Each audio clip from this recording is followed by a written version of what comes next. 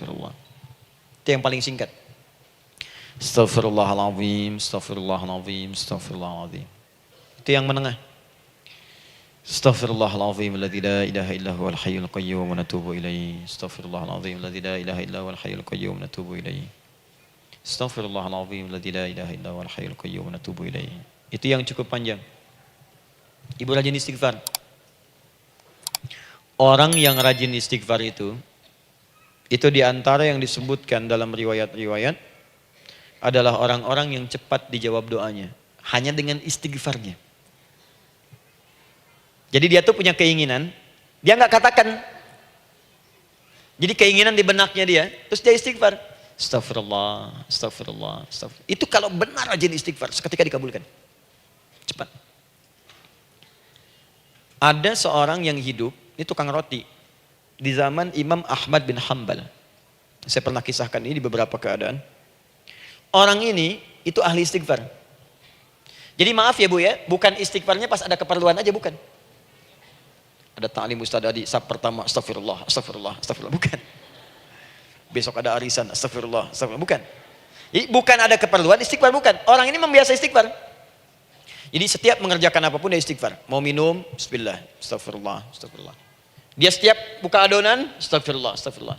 Nah satu ketika, Imam Ahmad itu nggak tahu kenapa, pengen datang ke daerah itu. Ya kalau misalnya ibu tinggal di Cicahem, misalnya kan Imam Ahmad tiba-tiba pengen ke Cicahem aja. Terus karena lelah, mampir ke masjid. Istirahat di dalam masjid.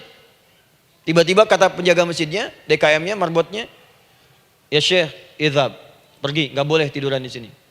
Kata Imam Ahmad, saya kan cuma numpang istirahat, nggak boleh keluar. Dan dia nggak tahu kalau itu imam besar. Dan Imam Ahmad itu sudah populer Bu, sangat famous, familiar. Cuman orang kan nggak pernah lihat wajahnya, dulu kan nggak ada Facebook, nggak ada Instagram, nggak ada handphone, nggak ada apa-apa. Jadi kalau orang terima Ahmad, ya Ahmad aja kemana-mana. Oh no, Imam Ahmad, Imam Ahmad, Imam besar, Imam Syafi'i, Imam besar. Tapi nggak pernah lihat. Sekarang kan udah kelihatan. Ya, udah kelihatan, sekarang banyak. Makanya orang dulu tuh senang begitu tahu, dikasih tahu, Nabi aja ke Madinah Bu, nggak ada yang tahu kalau itu Nabi Muhammad kalau belum pernah lihat. Karena beliau di bawah, Abu Bakar di atas. Abu Bakar kan naik kan, untanya Nabi. Nabi Muhammad pas di bawah gantian tuh di jalan. Orang mengira yang di atas unta Nabi Muhammad. Padahal Nabi Muhammad yang jalan kaki, nggak kelihatan. Makanya responnya bola ketika tahu Nabi, senang luar biasa. Minta doa, minta ini, minta itu. Orang sekarang tidak, karena sering banyak lihat di TV, media sosial, begitu ketemu minta foto. Ini lain kisahnya, nggak tahu dia, pergi keluar. Kata Imam Ahmad, ya sudah, keluar beliau, nggak mau ribut. Istirahat di luar, di pelataran. Di sini juga nggak boleh. Lihat kalimatnya, barwah, keluar, pergi. Barwah itu kasar Bu. Begitu kemudian didebat lagi, saya cuma di luar. Rawah itu dari kata roh Bu, itu paling kasar. Artinya keluar dengan roh-rohnya sekalian. Rohnya pun jangan di sini. Ya. Jadi kalau ibu nanti di Masjidil Haram misalnya kan, ada kalimat itu artinya kesel Bu askarnya. Ya, keluar. Misalnya idza bi anti, enggak mau, saya mau di sini. Ya. Barwa, pergi. Sampai ke roh dengan roh-rohnya. Itu artinya ibu disuruh pergi. Ya, bukan jangan mengelak lagi. Roh. Saya bukan roh, saya roh hayati. Suruh pergi. Pergi. Imam Ahmad pergi tuh akhirnya. Pergi. Di jalan kelihatan lah tukang roti tadi. Begitu kelihatan capek lah dipanggil, Syekh, kayaknya lelah istirahat di sini. Dan tukang roti pun nggak tahu kali itu Imam Ahmad. Begitu istirahat, duduk, kelihatan lah Imam Ahmad setiap buka adonan, astagfirullah. Bikin lagi, astagfirullah. Imam Ahmad tahu faidah itu. Tapi ingin menguji si tukang roti ini, ditanya. Ya akhi, kamu ini kenapa setiap Anda menanam adonan itu, tepung itu, Anda mengucapkan istighfar, astagfirullah. Perhatikan jawabannya. Wallahi demi Allah, tidak pernah saya beristighfar dalam setiap aktivitas saya, kecuali Allah selalu mengabulkan doa yang saya mohonkan. Di setiap minta, astagfirullah, itu dikabulkan. Cuman satu yang sampai sekarang belum terkabul. Apa itu kata Imam Ahmad?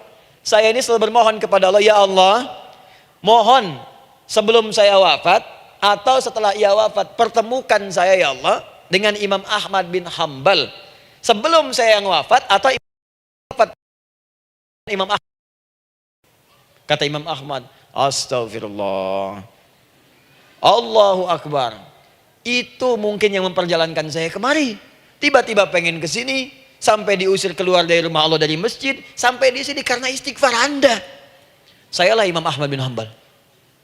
Astagfirullah, astagfirullah, astagfirullah. Imam Ahmad ke situ datang.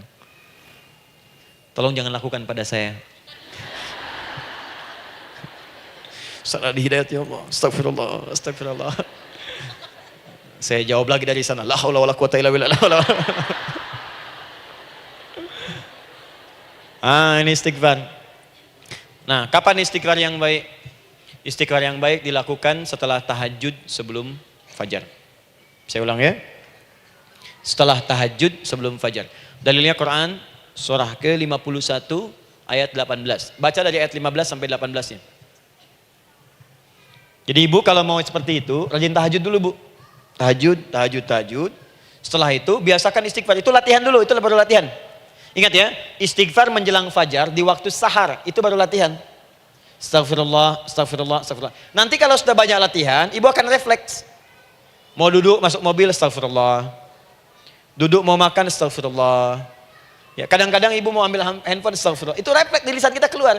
Ahli istighfar itu nggak direncanakan keluar di lisannya. Astagfirullah, astagfirullah, astagfirullah.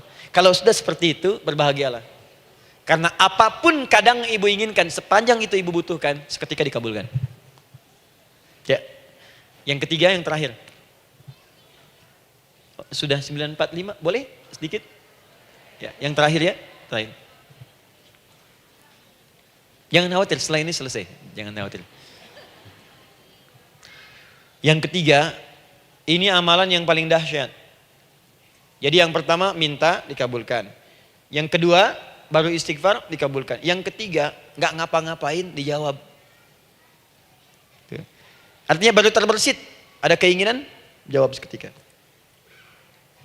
Amalan yang ketiga ini adalah amalan yang dikerjakan karena cinta kepada Allah Subhanahu wa taala. Mahabbatillah, kecintaan kepada Allah. Amalan yang dikerjakan karena cinta kepada Allah Subhanahu wa taala. Amalannya mencintai Allah. Beda bu. Salat dengan cinta dibandingkan dengan salat karena memenuhi kebutuhan atau kewajiban saja, itu akan lain. Ibu kalau benar-benar mencintai Allah, maka dalam salat pun persiapannya akan beda. Saya beri contoh gini ya. Dari pakaian akan lain kata Al-Quran. Quran surah 7 ayat 31. Ya bani Adam khudhu zinatakum inda kulli masjid. Hei anak cucu Adam, kalau ada panggilan dari masjid, kenakan pakaian terindahmu. Di orang-orang yang mencintai Allah saat akan sholat, dia akan perhatikan dari pakaiannya. Jauhkan dari yang haram. Terus cari yang paling baik yang dia kenakan. Gak akan sembarangan. Kalau ibu pakai mukena juga cari mukena yang paling indah. Bukan karena pengen dilihat orang. Karena ingin Allah menyaksikan sholat ibu dalam keadaan yang sempurna. Wudu tuh hati-hati gitu. Quran surah ke-5 ayat ke-6. Ya ayyuhalladzina amanu idza qumtum ila shalah faghsilu wujuhakum wa aydiyakum ilal marafiq wamsahu bi ru'usikum wa arjulakum ilal ka'bain. Dikala ada orang beriman mencintai Allah, mau salat dia mau wudu, wudunya enggak akan sembarangan, Bu. Cuman basuh. Ya, bagian kepala juga harusnya kepala, dia rambut, takut selesai. Sampai ke kaki cuma disodorkan di keran, beres. Itu sih anak kecil juga bisa. Orang ini lain. Dia akan pelan-pelan dilihat secara sempurna. Hati-hati, kerjakan karena Allah, karena ingin baik. Kalau orang sholat, hanya kebutuhan saja, maka yang penting dia takbir sampai salam selesai. Tapi ini tidak, dia akan pelajari bagaimana Nabi mengajarkan sholat yang benar. Bagaimana bacaan saya benar. Dia belajar ngaji supaya benar bacaan Fatihahnya. Dia belajar dengan baik supaya khusyuk di dalam sholatnya. Dia pahami satu-satu. Apa artinya Allahu Akbar? Apa artinya Subhana Rabbiyal Azim? Apa artinya Subhana Rabbiyal A'la? Apa artinya Sami Allahu liman hamidah? Dipahami. Begitu dia sholat dan baru takbir sudah paham isinya. Jika ada orang seperti ini, dia mengerjakan apa yang Allah perintahkan karena cinta dengan Allah. Dia berzakat karena ingin mencintai Allah.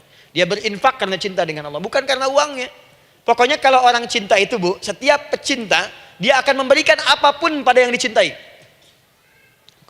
Walaupun tadi minta. Dan pecinta itu sifatnya, kalau yang dicintainya senang sesuatu, akan otomatis ikut senang. Ibu misalnya senang ya dengan pasangan sebelum menikah. pasangan senang kucing, ibu akan terpaksa senang kucing. Ibu cinta dengan anak, semua akan diikuti apa yang diinginkan. Seperti itu, cinta itu butuh pembuktian. Karena itu sering saya katakan pada akhwat ya yang belum menikah, yang masih muda-muda belum menikah, cinta itu butuh pembuktian. Jadi jangan percaya kalau ada orang yang bicara di lisannya nggak ada buktinya. Aku akan seperti Dilan membawamu dalam motorku. Katakan padanya, aku tak butuh dengan rayuan kata-katamu. Itu hanya angin surga. Yang kubutuhkan, tuliskan namaku di buku nikah kita. Wah, catat. Itu caranya. Main ke Taman Dilan, cuman boncengan. Seakan dunia milik berdua, yang lain gak ada. Gombal. Udah ya? Jelas? Jadi amalan yang ketiga ini kerjakan karena Allah. Saya mau contohkan satu. Ibu pernah dengar Imam Malik bin Anas? Pernah ya? Gurunya Al-Imam Asy-Syafi'i, Imam Malik bin Anas, lahir di kisaran tahun 94-95 Hijrah. Siap Kang Dan. Wah, ini terakhir nih saya tutup nih. Benar-benar terakhir. Betul-betul. 10 menit lagi kalau ada nanti tanya jawab sedikit. Imam Malik ini Bu, itu Masya Allah. Saking cinta pada Allah dan Rasul, itu tidak pernah, jangankan sholat.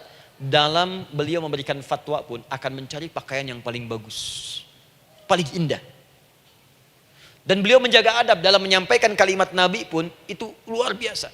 Sampai satu kali pernah pakai jubah bagus, indah, ada lebah menyengat di kepalanya, sedang menyampaikan hadis. Saking hormatnya terhadap hadis Nabi, lebah itu dibiarkan menyengatnya. Nggak mau memutus kalimat Nabi, hadis Nabi hanya untuk mengusir lebah, dibiarkan sampai tersengat. Apa yang Allah berikan kepada beliau? Allahu Akbar. Satu kali singkat, berdiskusi dengan muridnya Al-Imam Asy-Syafi'i. Kata Al-Imam Asy-Syafi'i, ya guru, setahu saya rizki itu dicari dulu baru dikasih. Imam Malik lebih tinggi ilmunya pada saat itu. Beliau tahu ada 8 jenis rizki. Ya Syafi'i, ada rizki yang tidak perlu dicari, Allah berikan. Wah, berdebat tuh sampai berpisah. Setelah itu secara singkat Imam Asy-Syafi'i lewat di kebun anggur sedang panen anggur besar. Tiba-tiba tergerak untuk membantu, datang ke situ bantu. Begitu selesai dikasih hadiah anggur banyak, besar-besar, indah, enak, gitu kan? Ketika diberi itu langsung senang beliau. Bukan karena anggurnya, karena merasa pendapatnya benar. Jadi begitu bekerja baru dapat. Dibawalah anggur ini diberikan pada gurunya. Perhatikan adabnya terhadap guru. Jadi kalau ibu adabnya bagus pada guru, keberkahan dapat, ilmunya pun menghunjam di jiwa. Imam Syafi'i nggak merasa benar, tapi memberikan sebuah jawaban dengan adab. Guru, tadi itu ada panen anggur, saya mencoba membantu. Begitu saya bantu dikasih anggur, dikencangkan kalimatnya. Begitu saya bantu dikasih. Dibantu dulu baru dikasih. Kalau saya nggak bantu, saya nggak dikasih. Apa jawab Imam Malik? Imam Malik tersenyum, tertawa. Tabassama dhahika. Masya Allah, Syafi'i bahasa kita.